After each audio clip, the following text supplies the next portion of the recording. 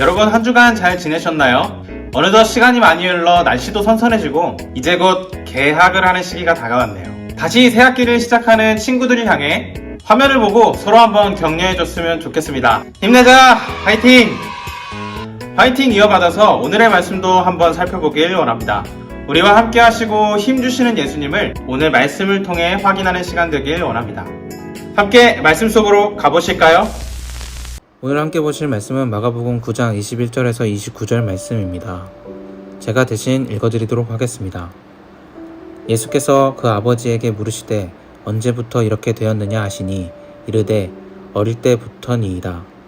귀신이 그를 죽이려고 불과 물에 자주 던졌나이다. 그러나 무엇을 하실 수 있거든 우리를 불쌍히 여기사 도와주옵소서. 예수께서 이르시되 할 수 있거든이 무슨 말이냐. 믿는 자에게는 능히 하지 못할 일이 없느니라 하시니 곧 그 아이의 아버지가 소리를 질러 이르되 내가 믿나이다. 나의 믿음 없는 것을 도와주소서 하더라. 예수께서 무리가 달려와 모이는 것을 보시고 그 더러운 귀신을 꾸짖어 이르시되 말 못하고 못 듣는 귀신아 내가 내게 명하노니 그 아이에게서 나오고 다시 들어가지 말라 하시매 귀신이 소리 지르며 아이로 심히 경련을 일으키게 하고 나가니 그 아이가 죽은 것 같이 되어 많은 사람이 말하기를 죽었다 하나 예수께서 그 손을 잡아 일으키시니 이에 일어나니라. 집에 들어가시며 제자들이 조용히 묻자오되 우리는 어찌하여 능히 그 귀신을 쫓아내지 못하였나이까. 이르시되 기도 외에는 다른 것으로는 이런 종류가 나갈 수 없느니라 하시니라. 아멘. 상대적 박탈감이라는 말을 들어본 적이 있으신가요? 평소에는 괜찮은데 주변에 더 많이 가지고 누리는 사람들을 보고 스스로 남들보다 가진 것이 없다 느껴질 때 우리는 상대적 박탈감을 느꼈다고 말하는데요. 오늘날 많은 사람들이 이 상대적 박탈감에 많이 시달리며 살아가는 것 같습니다. 알게 모르게 우리 친구들도 많이 느끼고 있을 것 같은데요. 주로 우리 부모님께서 아는 분의 자녀들과 우리를 비교할 때 느끼지 않나 생각해 봅니다. 저도 중학교 시절 완벽했던 엄친아가 한 명 있었는데 그 친구 때문에 억지로 아침형 인간으로 살아야 됐던 시간도 있었죠. 공부나 운동, 외모, 친구 관계 등 다양한 영역에서 능력을 요구하는 그런 사회 속에서 우리는 살아가고 있고 그럴수록 우리는 더욱더 무력감에 빠지게 되는 것 같습니다.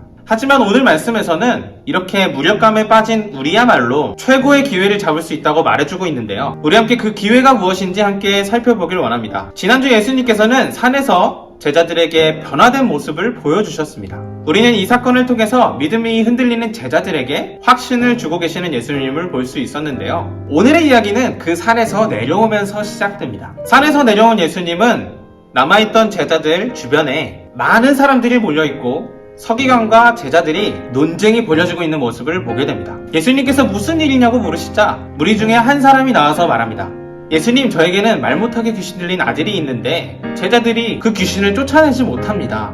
얘기를 들으신 예수님께서는 믿음이 없는 세대를 꾸짖으시며 아들을 데려오라 말씀하시는데요. 데려왔더니 듣던 대로 아이가 귀신에 들려서 거품을 물고 격렬을 일으키고 있었습니다. 언제부터 이런 일이 있었느냐 물었더니 아버지는 어릴 적부터 이랬다고 답했습니다. 심지어 물이나 불에 뛰어들기까지 했다고 하면서 고통스러운 마음을 토로하는데요. 도저히 자신의 힘으로는 감당할 수 없는 이 상황 앞에서 이 아이의 아버지는 큰 무력감을 느꼈던 것 같습니다.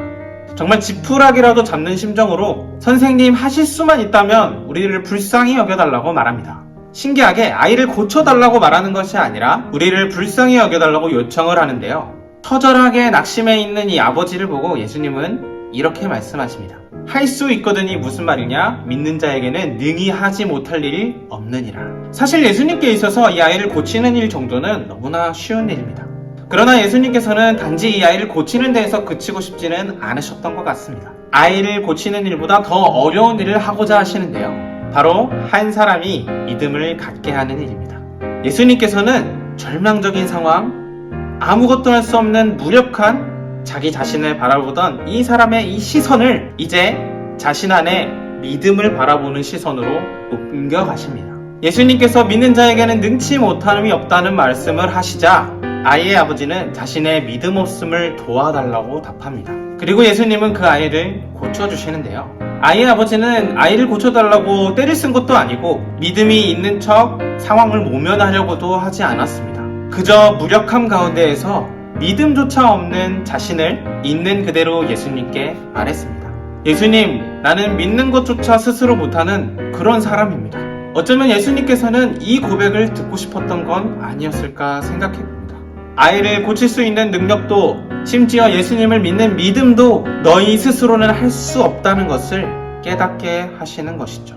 그런데 정말 신기한 것은 자신의 믿음 없음을 깨달을 그때에 비로소 참된 믿음이 시작된다는 것입니다. 나약할 대로 나약해진 우리가 참 감사해야 할 것은 그때가 비로소 참된 믿음을 발견하고 깨달을 수 있는 기회이기 때문입니다. 앞서 말했듯이 우리가 살아가는 사회는 능력을 중시하고 도태되는 사람은 계속해서 박탈감을 느끼며 살아갑니다. 오늘 저는 말씀을 통해서 참된 믿음을 발견할 수 있으니까 기회라고 생각하고 이 불공평한 사회에 순응하면서 살라고 그렇게 말하는 것이 아닙니다. 할 수만 있다면 이 세상 가운데에서 최선을 다해 노력해야 하고 불공평한 세상에 투쟁도 해야 하고 박탈감을 느끼고 낭망하는 이웃에게 우리의 손을 뻗어야 합니다. 다만 한 번쯤 우리에게 완전한 절망이 찾아올 그때에 무력감에 빠져서 믿음조차 없다고 고백하게 될 그때 참된 믿음을 주시고 우리를 회복하시는 예수님이 함께 하신다는 것을 우리가 기억해야 한다는 것이죠.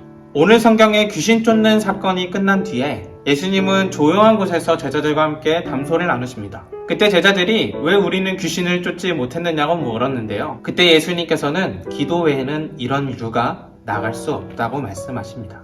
애초에 제자들의 능력으로는 할 수 없는 일이었고 기도로 하나님께 다시금 구해야만 한다는 것을 강조하고 계신 것이죠. 이제 우리는 지금 내가 누리는 것 혹은 내게 부족한 것, 즉 우리 자신에게 있던 이 시선을 이제 예수님을 향한 시선으로 전환해야 합니다. 믿음조차 없다고 하나님 앞에 처절하게 그리고 솔직하게 나아갈 때 예수님께서 우리와 함께 해주시고 우리를 인도해 가십니다. 우리에게는 사실 많은 것이 필요하지 않습니다. 오직 예수님 한 분만 계시면 됩니다. 이제 마지막으로 기도하고 마칠 텐데요. 지금부터 약 10초 정도 조용히 눈을 감고 나의 믿음 없음을 도와달라고 기도하고 제가 기도하고 마치도록 하겠습니다.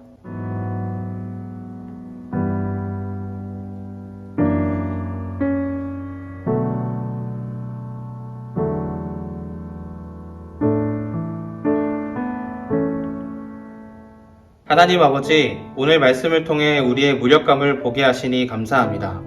능력도 없고 심지어 믿음도 없는 우리를 돌아보셔서 스스로 아무것도 할 수 없는 우리를 도와주시기를 원합니다.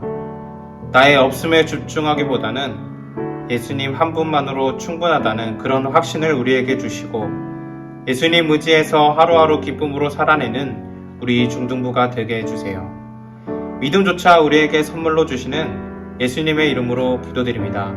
아멘.